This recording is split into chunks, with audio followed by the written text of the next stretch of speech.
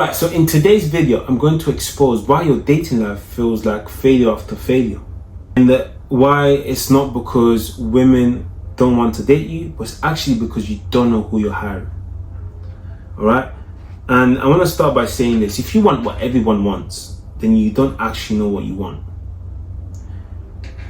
And what a lot of us face is the addiction of feeling the need to be chosen. This is why we chase the cars that makes us feel like people want us. This is why we chase the job, the title, the business that makes us feel like that's exactly what people want us for. This is why we chase the exact women that everybody wants. I want you to understand, as you're chasing what everybody wants, you're going to end up overpaying with your time, with your money, with your peace, with your values. This is why it's key for you to retract and understand exactly where you're headed, so that you can understand what is needed for the journey and necessarily for your life, right? Because this is the part that no one tells you. Dating is a hiring process, right? You're not just meeting women, you're actually filling a position in your life, the most important one. So in this video, I'm going to equip you so that you never make the mistake of hiring someone that shouldn't have been hired in the first place, okay? Because the truth of the matter is this. Let's call it what it is. Most of us don't even know we should be looking at that. Most of us just got vibes. Really, imagine there was like job description for this, right? We will have bad listings, man. We will have, I used to be in recruitment, so I'll give you an example. We'll have someone with no vision, no clarity, no boundaries, just vibes and validation, looking for the best of the best. How does that make sense? Do you know who you're dealing with? This person has applied to Apple, Facebook, and all these prominent names, and you come in with no vision, no value, no clarity, no boundaries, just vibes, hoping someone likes you for you. That's not how it works. Especially if you're hoping for them to stick around. You've got to give them a reason to do that, right? So when that person now finally applies, or you get that one candidate, guess what you do? You hire fast and fire slow. Why? Because you've created such a broken system that makes it impossible for someone to feel the need or comfort in being replaced by that. They don't want to replace you. They don't. Your life is not as appealing, unfortunately, right? So, because you're afraid that no one will show up, and this is not about giving people lifestyle and all of that stuff. No. This is about understanding self and creating a home within yourself, a physical home, or a space that someone can feel welcomed in. If you're not doing that for yourself, you're missing out already, okay? I can only tell you this because I've been both men. I used to be the man who didn't know what he wanted, so kept overgiving, hoping someone would love me into believing that I was enough. So I wasn't dating standards. I wasn't dating with, this is who I am, this is who needs to align with where I'm going. I was basically I was treating dating like a pain relief, right? And whilst I was busy explaining my worth, the women I was explaining my worth to already showed me they weren't interested. And they were never going to respect it. So I need you to understand, this is why I'm a very big believer of not chasing. Because sometimes when you chase and you have to prove yourself, prove your worth, the people that you're doing that for don't need the person that they're actually attracted to do that same. So the idea of life being fair, right, is flawed. But most importantly, the idea of you thinking that because, that's what you've been told. Yeah, sure, everyone gets. No, they don't. There's some people that, they get with everything, pretty much. So become the man. In order for you to, I'm not saying life is fair, but what I'm saying is that in order for you to become a good job, a job that people can apply to, you've got to work on the aesthetics of the job description, right? So you got to work on your vision, you got to work on your physique, you got to work on the things that they can see so that they can see you, right? So another thing we don't do is, because we are so quick to hire, slow to release, we end up with junk. People that run their course or whatever the case is, and for the sake of them staying in our lives because we thought that's what it's meant to be, we end up tolerating things that we shouldn't tolerate, simply for the fact that sometimes we're just scared of doing life alone.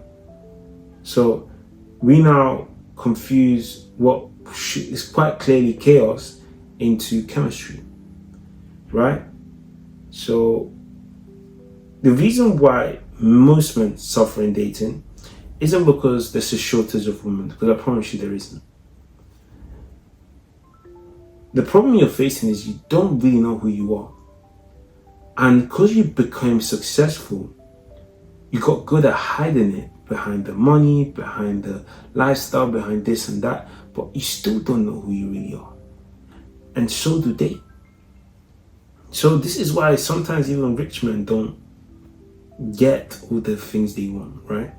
So, however, we've been taught that, you see what, dating is about finding the right woman. I'm here to tell you that no, it's not. It's about becoming the healthy man.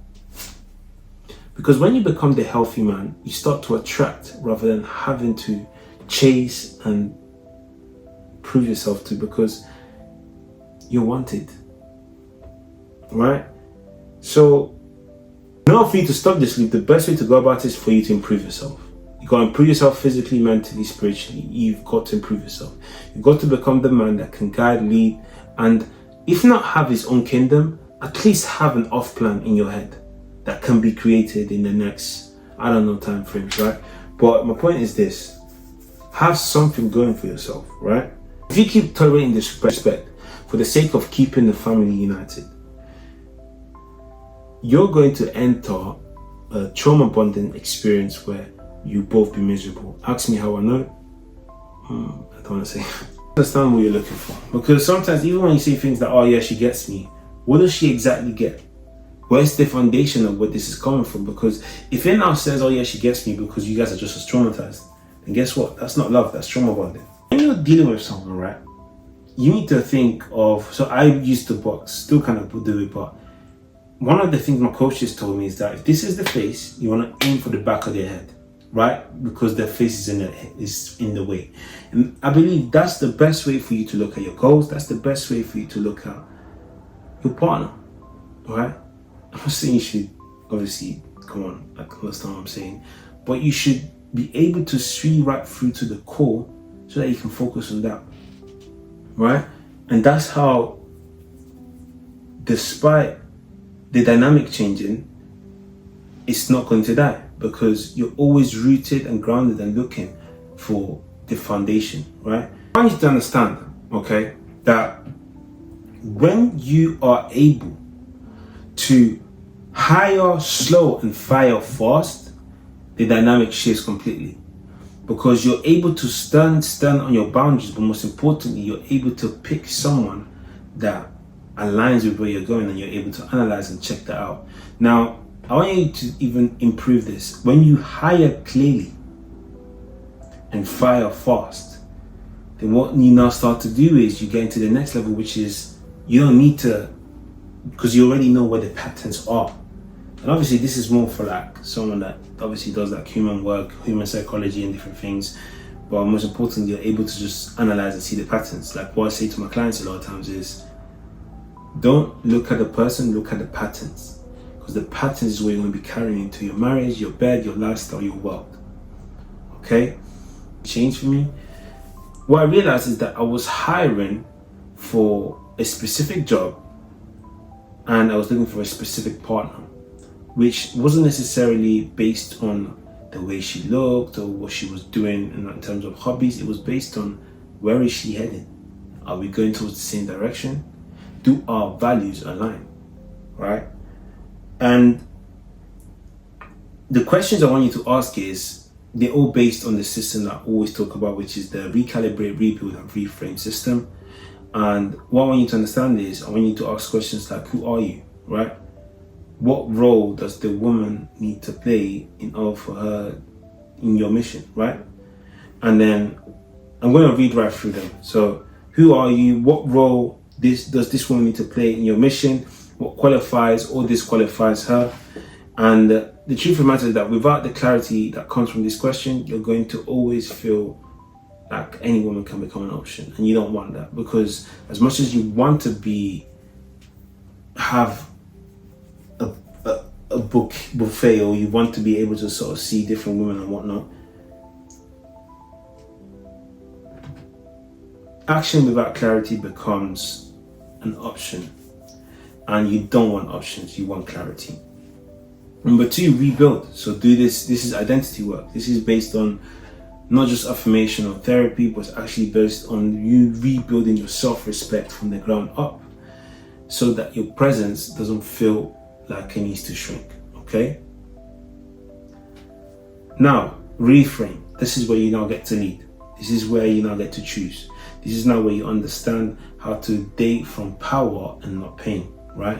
Because you are now the man that hires slow and fires fast, or hires clearly and fires fast, right? And understanding that is some of the project that is part of the work I do. So that's it really. I want you to do these things today, right? So what man do I need to be?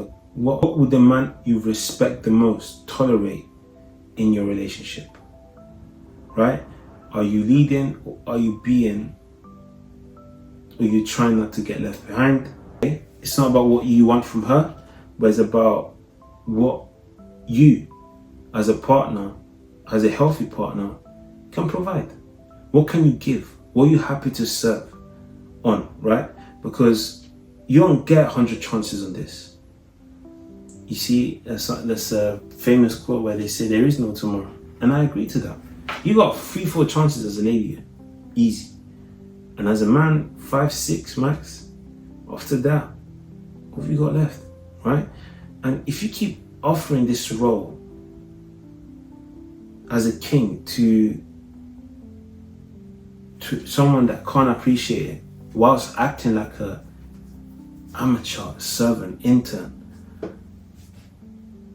I actually agree to be with you, but she's going to regret the fact that you failed to lead her into doing so.